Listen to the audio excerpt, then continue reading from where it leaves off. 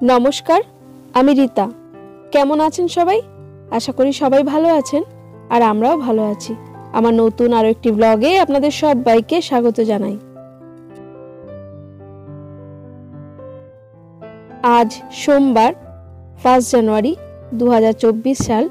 আজ থেকে শুরু হলো নতুন বছরের নতুন আরো একটা দিন। আপনাদের সকলকে জানাই নতুন বছরের অনেক অনেক শুভেচ্ছা এবং ভালোবাসা। নতুন বছরের প্রতিটা দিন আপনাদের খুব খুব ভালো কাটুক, সবাই খুব ভালো থাকুন, ঈশ্বরের কাছে এই প্রার্থনা নিয়ে আজকের ব্লগটা শুরু করলাম। এখন বেলা 11টা মতো বাজে। তো সকাল থেকে ব্লগ তৈরি করার সেরকম খুব একটা ইচ্ছে ছিল না। তারপরে ভাবলাম নতুন বছর যে কাজটা আমি করছি তাতে যদি নতুন দিনে একটা ব্লগ না বানাই কেমন হয়। তো সেই জন্য শুরু করে দিলাম এই সময়টা থেকেই। তো বেশ কিছু জামা কাপড় কেচেছিলাম। হাজবেন্ড আর ছেলে দুজনে মিলে গিয়েছিল মেদিনীপুর। তো সেখান থেকে আসার পর ওয়েদারটা তো খুব একটা ভালো যাচ্ছে না, তো তারই মধ্যে বেশ কিছু জিনিস কাচাকুচি করেছি, তো সেগুলো ভাঁজ করা হয়নি, তাই এখন বসে সেগুলো ভাঁজ করে নিলাম। আর ওদিকে দুপুরের রান্নাও বসিয়ে দিয়েছি। তারই সঙ্গে বাড়িতে মিস্ত্রিও কাজ করছে, তো একটু কম বেশি চাপ তো আছেই। নতুন বছর নতুন দিন এগুলো পরিবর্তন হলেও সংসারের কাজগুলো যেমন তেমনই আছে। তবে হ্যাঁ, গত দিনগুলির বেশ কয়েকটা ব্লগ আমার এখনো পড়ে আছে, যেগুলো আমি এডিট করে উঠতে পারছি না সময়ের অভাবে। তো তারই সঙ্গে আমার হাজবেন্ড আর ছেলে এরা যে মেদিনীপুরে গেছিল, যেখানে আমাদের মায়ের আশ্রম রয়েছে, তো তারই কিছু অংশ তারা ভিডিও আকারে তুলে নিয়ে এসছে। তো সেগুলো নেক্সট ব্লগে আমি আপনাদের সঙ্গে তার কিছুটা অংশ শেয়ার করব। আশা করি আপনাদের ভালো লাগবে। আর এই তো আপনাদের সঙ্গে গল্প করতে করতে আমার জামা কাপড়গুলো ভাঁজ করা হয়ে গেল। আর এগুলো এক্ষুনি যদি আলমারিতে আমি না ঢোকাই তাহলে এই চেয়ারের উপর জড়ো হয়ে থাকতে থাকতে আবার অগোছালো হয়ে যাবে, এবং আমার সারা ঘর জুড়ে যদি আপনাদের কখনো দেখাই শুধু জামা কাপড় আর জামা কাপড়। আর যেটা দেখতে আপনাদের এতটুকু ভালো লাগবে না, তাই ওই অংশগুলো আমি চেষ্টা করি বাদ দিয়ে দেখানোর। আর এই তো আমার নতুন ঘর শুরু হয়ে গেছে। তবে ঘরটা নতুন নয়, ঘরটা শুরু হয়েছিল যখন লকডাউন প্রথম হয়েছিল সেই সময়। তো এতদিন স্থগিত ছিল কাজটা, তো নতুন বছরে এই কাজটা আবার শুরু করেছি। আর বাড়িতে যখন কিছু নতুন করা হয় তখন মনটা ভীষণ আনন্দ হয়, তাই না? যেটা আমার এই মুহূর্তে হচ্ছে, কারণ এই কাজটা এতদিন ধরে বন্ধ হয়ে পড়েছিল। তো শুধু ভাবতাম কবে থেকে যে আবার শুরু হবে। তো আজ ফাইনালি সেই কাজটা হতে চলেছে, আর সত্যিই ভীষণ ভালো লাগছে। গত 2023-এ আমি কি পেয়েছি আর কি বা হারিয়েছি তার হিসেব এখন নাই বা করলাম। তবে নতুন সালকে স্বাগত জানিয়ে এর প্রতিটা দিন খুব ভালোভাবে আনন্দের সঙ্গে কাটাতে চাই।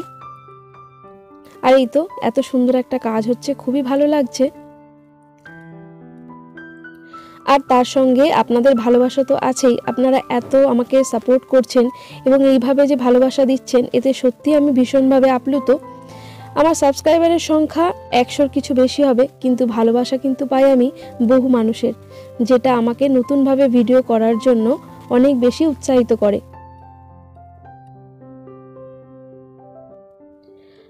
1 জানুয়ারি উপলক্ষে অনেকেই কোথাও ঘুরতে গিয়েছেন, কোথাও বা পিকনিক করেছেন, হয়তো বাড়িতে অনেকে কোনো স্পেশাল কোনো ডিশ তৈরি করছেন।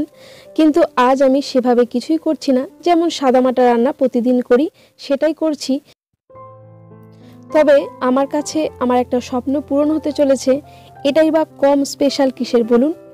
কারণ এই বাড়ি তৈরি হওয়াটা আমার কাছে একটা স্বপ্নের মতনই, যেটা আমি কখনো ভাবিনি যে এটা এত তাড়াতাড়ি বা এইভাবে হবে। তো যাই হোক, এটা আমার কাছে অনেক স্পেশাল। আর এই তো আপনাদের সঙ্গে গল্প করতে করতে রান্নাটা কিন্তু আমি একেবারে সেরেই ফেলেছি। তো হাজবেন্ড এই মুহূর্তে বেরোবে বলে তাকে আগে তাড়াতাড়ি খেতে দিয়ে দিলাম। আজকে রান্না করেছিলাম অনেক কিছু সবজি, কিন্তু কোনো রকম মাছ মাংস ডিম কিছুই করিনি। বাঁধাকপির তরকারি, শিম ঝাল, ডাল, বেগুন ভাজা, আরও কিছু করেছিলাম যেটা এই মুহূর্তে আমার আর মনে পড়ছে না। তো যাই হোক, হাজবেন্ড তো হাজবেন্ডের মতন বেরিয়ে গেছে। তার সঙ্গে আমার জামাইবাবু এবং একজন লেবার এসেছিলেন, জামাইবাবু সঙ্গে নিয়ে এসেছিলেন, যিনি আর কি হেল্প করবেন। তো তাদেরও খাওয়া হয়ে গেছে। আর তারপর আমরাও খেয়ে নিয়েছি, অর্থাৎ আমি আর সোনা। আর বেশ কিছু জামা কাপড় যেগুলো প্রতিদিনই আমি এখানে মেলে দিই, তো সেগুলো এখন তুলে নিচ্ছি। এখন বেলা প্রায় 4টে থেকে 4:30 মতো বাজে। তো এরপর আর বাইরে রাখার তো কোনো মানেই হয় না, তাই না? কারণ রোদ পড়ে গেছে আর এই জামা কাপড়গুলো এরপর একেবারে ঠান্ডা জল হয়ে যাবে। তো বেশ কিছু জামা কাপড় এখনও ভেজাই আছে, তো সেগুলো ভাবছি ওই ঘরটাতে নিয়ে মেলে দেবো। আর এইখানে আমার জামাইবাবু স্নান করে চেঞ্জ করছিলেন, তো তার সঙ্গেই গল্প করছিলাম। আর এই সময় তো অনেক রকম কথাবার্তাই হচ্ছিল। তো উনি জিজ্ঞেস করছিলেন যে আমি কিভাবে ভিডিওটা বানাবো বা এই কথাগুলো কিভাবে আমি মিউট করে দিই। তো সেটাই বোঝাচ্ছিলাম, আর ওটা নিয়ে একটু হাসাহাসি করছিল জামাইবাবু। আর এই তো তারপরে ঘরে চলে এসেছি। আর এখন জামাইবাবু যেহেতু বাড়ি চলে যাবেন, তাই ওনার জন্য 1 কাপ চা করে দিলাম।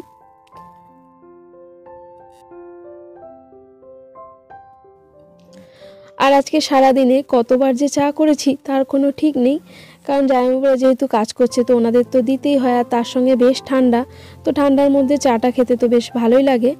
আর সেই সঙ্গে কখনো কখনো আমিও খেয়েছি।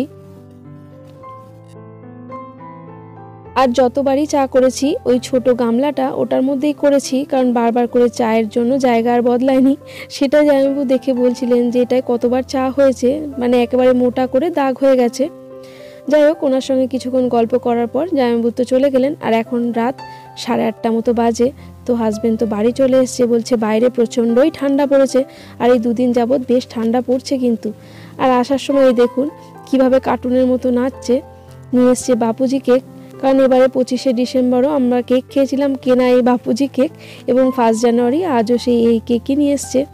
এবারে আর বিশেষ কোনো কেক আলাদা করে আনা হয়নি, বা অন্যান্যবার আমি যেমন বাড়িতে বানাই তো সেটাও এবারে আর করে উঠতে পারিনি। একজন দিদিভাই আমার ব্লগ দেখে বলেছিলেন যে আমার হাজবেন্ড বেশ রোমান্টিক। হ্যাঁ, রোমান্টিক তো অবশ্যই, তবে তার সঙ্গে বেশ মজার মানুষ। মাঝে মাঝে এমন কিছু কথা বা কাণ্ড কারখানা করেন যে আমরা হেসেই পাগল হয়ে যাই। আর এখন আমি কিন্তু আবারও চা করছি, আর এটা শুধুমাত্র আমার হাজবেন্ডের জন্যই। আর এরপর বেশ কিছুটা সময় গল্প করে কাটিয়েছি। তারপর হাজবেন্ড বলল চলো তাড়াতাড়ি রাতের খাওয়া দাওয়াটা করে শুয়ে পড়ি, কারণ আগামীকাল তো আবার মিস্ত্রি আসবে, তো সকাল সকাল উঠতে হবে।